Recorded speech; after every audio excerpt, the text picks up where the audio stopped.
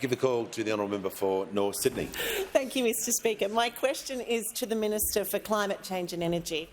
In the government's recently released National Electric Vehicle Strategy, the government committed to working in consultation with stakeholders to design a fuel efficiency standard for passenger and light commercial vehicles, yet there was no timeline was given.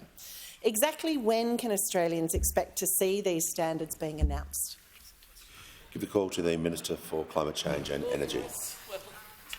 Well, thank you very much, Mr Speaker. I thank the honourable member for her question and her interest in the National Electric Vehicle Strategy released by the Minister for Transport and I in recent weeks. And the honourable member is right. That National Electric Vehicle Strategy commits the government to introducing a fuel efficiency standard, and we're very proud of that. This should have happened years ago.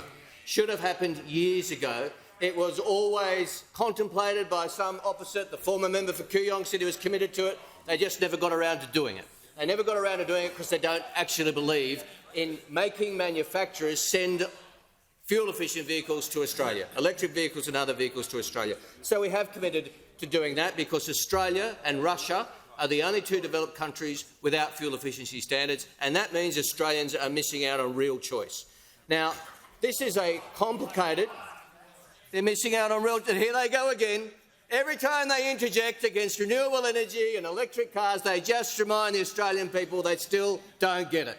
Keep it coming. Keep those interjections, the denial and delay. They should just keep it coming. Now, in relation to fuel efficiency standards, they are a complicated piece of work.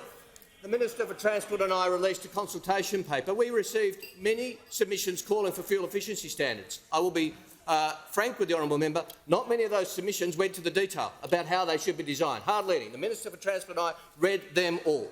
Many call for fuel efficiency standards, but only one or two actually went to detailed elements of design, and we have to get that right.